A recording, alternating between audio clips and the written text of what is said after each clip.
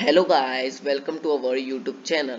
आज हम पढ़ने जा रहे हैं रीजनिंग का फर्स्ट टॉपिक एनालॉजी। तो चलिए स्टार्ट करते हैं। आज हम पढ़ेंगे नंबर एनालॉजी। इससे पिछली वाली वीडियो में हमने पढ़ा था अल्फाबेट एनालॉजी। आज हम पढ़ेंगे number analogy. Number analogy means similarities and having similar feature in question based on number analogy a particular relation between numbers is given another similar relationship has to be identified from the alternative provided. Number analogy, जैसे आपको दो numbers दिए जाएंगे, number analogy है तो दो numbers ही दिए जाएंगे।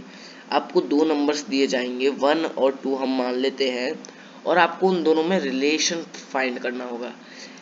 इन दो डॉट्स का क्या मतलब होता है? रिलेटेड। 1 रिलेटेड है 2 से, और इन 4 डॉट का क्या मतलब होता है? Find. Find 3 related to question mark. ये आपको क्वेश्चन दिया जाएगा और आपको फाइंड करना होगा कि क्वेश्चन मार्क की जगह पर क्या आएगा। तो आपको पहले इन दोनों के बीच में रिलेशन देखना होगा, 1 और 2 के बीच में रिलेशन। तो आप ध्यान लगाएं, तो फिर 1 में अगर हम 1 प्लस करेंगे तो क्या आ जाएगा? 2 आ जाएगा। इसी तरह 3 में अगर हम 1 प्लस करेंगे तो क्या आ जाएगा? 4 आ जाएगा। इसी तरह क्वेश्चन करने हैं। इसमें कई सारे और लॉजिक्स भी लग सकते हैं बीच में, रिलेशन में, इन दोनों के में। तो आपको वो देखना होगा कि क्या रिलेशन लग रहा है। इसमें मेनली ज़्यादातर स्क्वायर लगता है, वो हम आगे पढ़ेंगे। स्क्वायर, स्क्वायर क्या होता है? स्क्वायर होता है अगर हम किसी नंबर को उसके 2 टाइम्स मल्टीप्लाई कर देंगे तो क्या आ जाएगा? स्क्वायर। जैसे कि हम ए नंबर मान लेते हैं। अगर हम ए को 2 टाइम्स मल्टीप्लाई करेंगे, ए को उसी से मल्टीप्लाई करेंगे, ए को ए से मल्टीप्लाई करेंगे तो हमारा स्क्वायर आ जाएगा। जैसे कि हम मान लेते हैं 2 का स्क्वायर क्या होगा? अगर हम 2 दिया है तो हमें वो जो 2 है उसी से उसको मल्टीप्लाई कर देना है, तो क्या आ जाएगा? 4। ये आ गया हमारा स्क्वायर। क्या आ गया? 4। और देखते हैं, हम ऐसे कई सारे नंबर्स का स्क्वायर निकाल सकते हैं। हम निकाल सकते हैं 60 का, 70 का, पर आपको मेनली ज़्यादातर 20 तक स्क्वायर्स याद करके रखे होंगे, जिससे कि आपको क्वेश्चन करने में कोई प्रॉब्लम ना हो। इसी तरह अगर हम 60 का स्क्वायर निकालना चाहें तो हम 60 का भी निकाल सकते हैं। 60 का स्क्वायर निकालने के लिए क्या करना पड़ेगा? 60 को दोबारा 60 से मल्टीप्लाई करना होगा तो हमारा स्क्वायर निकल आएगा। जैसे कर लेते हैं 0 0, 6 6 36। सो क्या आ गया? 3600, 3600 हमारा आंसर आ गया। 60 का क्या स्क्वायर होता है? 3600। इसी तरह हम सभी के स्क्वायर निकाल सकते हैं, किसी भी नंबर के स्क्वायर निकाल सकते हैं। हम चाहे तो 1000 का भी निकाल सकते हैं। 1000 को मल्टीप्लाई कर देंगे 1000 से, सो हमारा स्क्वायर आ जाएगा।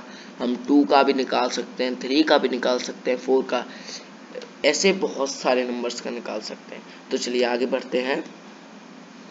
क्यूब, क्यूब भी स्क्वायर की तरह होता है, लेकिन क्यूब अलग तरीके से निकाला जाता है। क्यूब मतलब 1 का क्यूब क्या होगा, इसी तरह 2 का क्यूब क्या होगा। लेकिन हम स्क्वायर में क्या करते थे? अगर किसी का नंबर, जैसे कि हम नंबर मान लेते हैं 1, हम स्क्वायर में क्या करते थे? 1 को 1 से मल्टीप्लाई करके हमारा स्क्वायर आ जाता था, है ना। इसी तरह क्यूब में लेकिन ऐसा नहीं होगा। क्यूब में हमें ये जो 1 है इसको 3 बार मल्टीप्लाई करना होगा। यहाँ पर लिखा भी है ए मल्टीप्लाई ए को कितनी बार मल्टीप्लाई किया है? उसी से 2 बार। ए को एक बार इससे, ए से मल्टीप्लाई किया, और फिर इससे, तो क्यूब निकल आया। इसी तरह हमको 1 को मल्टीप्लाई करना पड़ेगा 1 से, फिर से 1 से, तो हमारा क्या निकल आएगा? क्यूब निकल आएगा, सीधा सीधा। ऐसे हम 7 का भी निकाल सकते हैं। 7 multiply by 7 is equal to कितना आ जाएगा?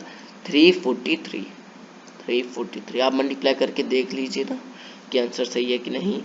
इसी तरह आप किसी का भी निकाल सकते हैं, 1000 का भी निकाल सकते हैं, लेकिन आपको मेनली कहाँ तक याद करने की ज़रूरत होगी? 10 तक, क्योंकि क्वेश्चंस में ज़्यादातर 10 तक ही दिए जाते हैं, इससे ज़्यादा नहीं दिए जाते। पर बाई चांस आ भी गया आपके क्वेश्चन में तो आप निकाल सकते हैं क्यूब। उसी के नंबर को उसी से 3 बार मल्टीप्लाई कर देना। जैसे कि आपको दिया है 7, तो 7 को मल्टीप्लाई कर देना है 3 टाइम्स। ओके, तो आपका क्या निकल आएगा? क्यूब। और अगर आप इसको 2 टाइम्स मल्टीप्लाई कर देंगे तो फिर क्या आ जाएगा, स्क्वायर आ जाएगा। 7 मल्टीप्लाई बाय 7 कर देंगे तो क्या आ जाएगा, स्क्वायर आ जाएगा। आगे बढ़ते हैं, प्रायोरिटी टेबल। ये बहुत ही इम्पोर्टेंट है इन क्वेश्चंस को करने में। अगर आपको कोई क्वेश्चन दिया हो और आपको उसमें कई सारी चीज़ें से आंसर आ रहा हो, आप उसमें माइनस कर रहे हैं तब भी आंसर आ रहा है, मल्टीप्लाई कर रहे हैं तब भी आंसर आ रहा है, स्क्वायर निकाल रहे हैं तब भी आंसर आ रहा है, और वो ऑप्शंस में भी है। बाई चांस कभी कभी ऐसा हो जाता है कि जो आप मेथड्स अप्लाई करते हैं कई सारे, वो सारे ऑप्शंस में भी आ सकते हैं। तो आप क्या करेंगे, कौन से आंसर को टिक करेंगे, आप कंफ्यूज हो जाएंगे। तो फिर इसके लिए प्रायोरिटी टेबल बनाई गई है। अगर स्क्वायर, अगर कोई मतलब कि कोई क्वेश्चन है उसमें स्क्वायर और क्यूब आ रहा है और फिर आ रहा है मल्टीप्लाई डिवाइड करके भी आंसर, फिर आ रहा है एडिशन एंड सब्ट्रैक्शन के बाद भी आंसर, तो आप सबसे पहले किसका आंसर देखेंगे, किसका आंसर चुनेंगे टिक करने के लिए। आप चुनेंगे स्क्वायर एंड क्यूब का। सबसे पहले हम चुनते हैं स्क्वायर एंड क्यूब का, फिर हम चुनते हैं मल्टीप्लाई एंड डिवाइड का, फिर हम चुनते हैं एडिशन एंड सब्ट्रैक्शन का, फिर prime numbers, composite number, odd, even, फिर ये सब ETC। इसी तरह आपको सारे क्वेश्चंस करने हैं। जैसे कि अगर आपको किसी में स्क्वायर दे दिया है, स्क्वायर मतलब कि आपका स्क्वायर से आंसर आ रहा है, फिर आपका मल्टीप्लाई से भी आ रहा है, अगर आपका एडिशन से भी आ रहा है, प्राइम नंबर से भी आ रहा है, ऑड और इवन से भी आ रहा है, तो आप सबसे पहले किसको चुनेंगे, स्क्वायर को चुनेंगे, क्योंकि वो प्रायोरिटी टेबल में सबसे पहले चलता है। ये स्क्वायर प्रायोरिटी टेबल ऐसे चलती है, ऊपर से नीचे की साइड। तो अगर आपका ऐसे आ रहा है कि आपका ऑड और इवन ही आ रहा है, खाली स्क्वायर क्यूब कुछ भी नहीं आ रहा, तो आप इसी पर टिक करेंगे, क्योंकि अब कुछ आ ही नहीं रहा, तो फिर यही होगा आंसर ऑप्शंस में है। तो इसी तरह से आपको क्वेश्चंस करने हैं, मल्टीप्लिकेशन एंड डिवाइड भी। और अगर बाई चांस ऐसा वैसे क्वेश्चन कभी भी आया नहीं है अभी तक एग्जाम्स में, स्क्वायर और क्यूब दोनों में मतलब कि मेथड्स अप्लाई हो रहे हैं और आपको वो ऑप्शन में भी दे रखा है, तो आप सबसे पहले किसको चुनेंगे, स्क्वायर को चुनेंगे, क्यूब को नहीं चुनेंगे। और अगर आपको मल्टीप्लाई एंड डिवाइड में दे रखा है तो आप मल्टीप्लाई को चुनेंगे, डिवाइड को बाद में चुनेंगे। और एडिशन सब्ट्रैक्शन में सबसे पहले एडिशन को। And prime numbers and composite number वो तो सब अलग अलग होते ही होते हैं, और ऑड और इवन भी अलग अलग होते हैं, तो आपका आंसर वैसे ही आ जाएगा। इसी तरह से आपको सॉल्व करना है। तो चलिए आगे बढ़ते हैं, अब कुछ क्वेश्चन करते हैं। जैसे कि 8 related to 64, find 12 related to question mark. 8 जो है 64 से रिलेटेड है और 12 किससे रिलेटेड होगा। तो आप इसमें ज़रा सोचिए, अभी हमने पहले क्या पढ़ा था, स्क्वायर पढ़ा था। अगर हम 8 का स्क्वायर निकाल कर देखें तो क्या आता है, 8 मल्टीप्लाई बाई 8, स्क्वायर ऐसे तो निकालते हैं, 8 मल्टीप्लाई बाई 8 क्या आता है, 64 आता है। तो आपका तो आंसर वैसे ही आ गया। अब आप 12 का भी स्क्वायर निकाल लीजिए। 12 मल्टीप्लाई बाई 12 इजिकल टू कितना आता है, 144 आता है। तो अब आप देखिए ऑप्शंस में है कि नहीं, ऑप्शंस में है, ये रहा 144। सो ये हमारा आंसर हो गया। आगे वाला क्वेश्चन देखते हैं, 25 रिलेटेड टू 175। 25 किस चीज से रिलेटेड है, 175। So find 32 related to question mark. ये क्वेश्चन अच्छा है, इस तरह के क्वेश्चन ज़्यादातर एग्जाम्स में पूछे जाते हैं। जैसे कि अब देखिए 25 जो है रिलेटेड है 175। अब आप सोच रहे होंगे अब इसका स्क्वायर भी निकालें तो भी नहीं आ रहा, क्यूब भी निकालें तो भी नहीं आ रहा, तो आप इसमें प्लस माइनस स्क्वायर सभी चीज़ें अप्लाई करके देखें जिससे आपका आंसर आ जाए। तो इसका आंसर अगर आप सोचें, 2 और 5 को अगर आप प्लस करेंगे तो कितना आएगा, 2 और 5 को प्लस करेंगे तो 7 आएगा। अगर हम 2 और 5 को प्लस करके 7 आ रहा है, अगर हम उसको ही उसी के नंबर से मल्टीप्लाई कर दें तो क्या आ जाएगा, 175। ये आपको सोचना होगा कि आप कौन सा रिलेशन लगा रहे हैं, कौन सा लॉजिक लगा रहे हैं। आपको अपने दिमाग से सोचना होगा कि आप कौन सा रिलेशन लगा रहे हैं, कौन सा लॉजिक लगा रहे हैं। तो इसी तरह आपको अगला करके देखना है, अगर नहीं आए तो आपको दूसरा मेथड अप्लाई करना है, दूसरा भी ना आए तो आपको तीसरा मेथड अप्लाई करना है। ऐसे करते करते आपका आंसर आ जाएगा। तो 2 multiply by 5, sorry 2 plus 5 is equal to कितना आ गया, 7 आ गया। और फिर 7 को ही उसने मल्टीप्लाई कर दिया इसी नंबर से, 25 से मल्टीप्लाई कर दिया। तो क्या आ गया 175। अब आप इसको 32 में भी अप्लाई करके देखिए। 32 पहले हम 3 और 2 को प्लस कर लेंगे। अगर यहाँ पर 3 नंबर्स दिए होते तो आप 3 नंबर्स को भी प्लस कर लेते। 3 और 2 को प्लस करेंगे, फिर 5 आ गया। अब आप इसी के नंबर से मल्टीप्लाई कर देंगे। यहाँ पर क्या है 32 है। अब 5 को अगर आप 32 से मल्टीप्लाई करेंगे तो क्या आएगा 160 आएगा। तो आपका अब आप देखिए कि ये वाला ऑप्शन है कि नहीं, ऑप्शन है, तो ये आपका करेक्ट आंसर हो गया। आपको देखना पड़ेगा खुद से कि कौन सा लॉजिक लग रहा है, कौन सा रिलेशन लग रहा है, उसी के बाद आप क्वेश्चंस कर पाएंगे। आगे बढ़ते हैं कुछ और क्वेश्चंस के साथ। 5 is related to 130, find 6 is related to question mark। 5 जो है रिलेटेड है 130 से, सो हमें फाइंड करना है कि 6 का क्या रिलेशन होगा किससे। तो हम अगर देखें कि 5 का क्यूब क्या आता है, क्यूब भी, क्योंकि 5 के अगर हम एक और तरीका है, 5 का अगर स्क्वायर करेंगे तो कितना आएगा, 5 का स्क्वायर तो 25 ही आ जाएगा, तो स्क्वायर तो लगेगा ही नहीं। अगर हम 5 का क्यूब निकालेंगे तो क्या आएगा 125 ही तो आएगा। अगर हम सोचें, अगर हम 125 में +5 कर दें तो आ जाएगा 130, आ गया। अब आप इसी मेथड को इसमें अप्लाई करके देखें चल रहा है कि नहीं।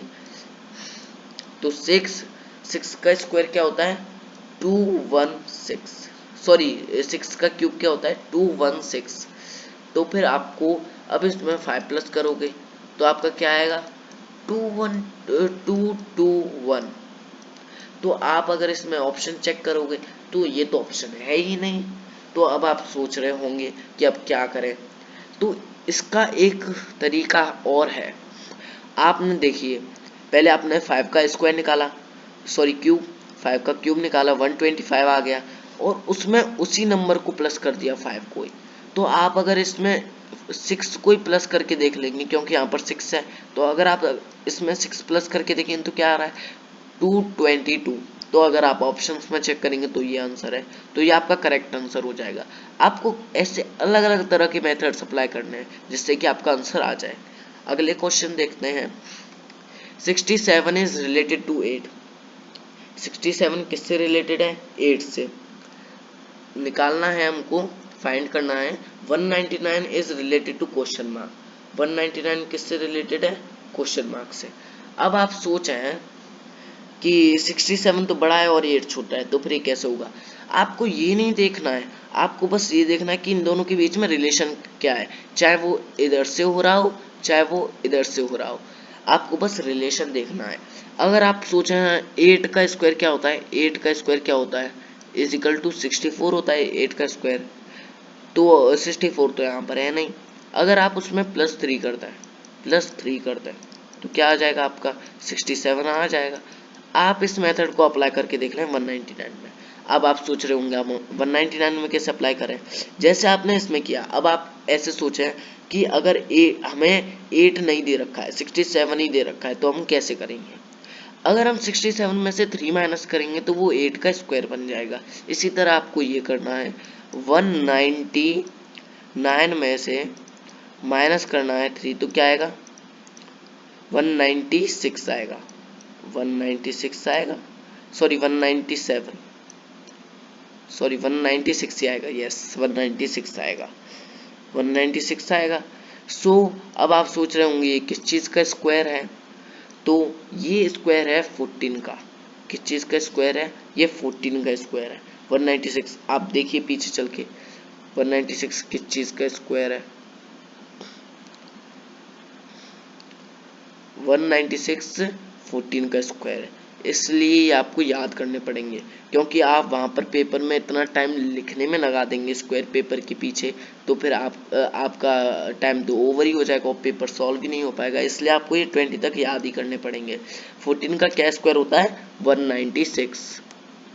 सो आपको अब यही अप्लाई उसमें करना है। अब 196 14 का स्क्वायर, अब आप ऑप्शंस में चेक कीजिए कि ये 14 है कि नहीं, 14 है, तो ये आपका आंसर हो गया। अब अगले क्वेश्चन पर चलते हैं। 63 इज रिलेटेड टू 21। 63 किस चीज़ से रिलेटेड है 21 से, तो हमें फाइंड करना है 27 इज रिलेटेड टू विच। ये बहुत इजी क्वेश्चन है, लेकिन आप इसमें सबसे पहले स्क्वायर ऐड करेंगे, स्क्वायर देखेंगे कि स्क्वायर लग रहा है कि नहीं। पर आपको हर बार एक ही चीज़ नहीं देखनी। हाँ, आप पहले स्क्वायर एंड क्यूब भी देखिए, लेकिन आप दूसरी चीज़ों को भी ट्राई कीजिए, क्योंकि हर बार क्वेश्चन एक जैसा नहीं आएगा, अलग अलग भी आ सकता है। तो अगर आप देखें 63 को, अगर हम 63 का स्क्वायर, 63 का जो स्क्वायर या फिर क्यूब 21 से तो कोई रिलेटेड नहीं है, और 21 का स्क्वायर या फिर क्यूब 63 से भी कुछ रिलेशन नहीं रखता। तो फिर अब आप सोचें, अगर मैं 63 को डिवाइड कर दूं 3 से, तो फिर क्या आ जाएगा, 21 आ जाएगा। ऑब्वियस सी बात है। अब आप इसको इसमें अप्लाई करके देखें, 27 डिवाइडेड बाय 3, तो क्या आ जाएगा, क्या आ जाएगा, 9 आ जाएगा। तो 9, अब आप ऑप्शंस में चेक करें कि 9 है कि नहीं। अगर है तो आपका आंसर करेक्ट है, क्योंकि अब इसमें स्क्वायर और क्यूब तो कुछ लग ही नहीं रहा, प्लस माइनस भी नहीं लग रहा, इवन ऑड भी नहीं लग रहा। तो इसी तरह आप चेक करें। अब देखते हैं कि ये ऑप्शंस में है कि नहीं। ये ऑप्शंस में है, ये रहा 9, तो ये आपका आंसर हो गया। आपको ये चेक करना पड़ेगा कि क्या हो रहा है, क्या लॉजिक लग रहा है और क्या नहीं। इसी तरह आप सारे क्वेश्चन सॉल्व करेंगे। तो बस आज के लिए बस इतना ही। अगर आपने इस चैनल को सब्सक्राइब नहीं किया है तो कर लें, और इस वीडियो को लाइक कर दें। और मैंने आपके लिए डिस्क्रिप्शन में एक लिंक दे रखा है, जिससे आप कई सारे क्वेश्चंस की पीडीएफ डाउनलोड कर सकते हैं और आप उन्हें प्रैक्टिस करें, जिससे कि आपकी जो एनालॉजी है वो अच्छी हो जाए। तो बस आज के लिए बस इतना ही। मिलते हैं अगली वीडियो में। धन्यवाद।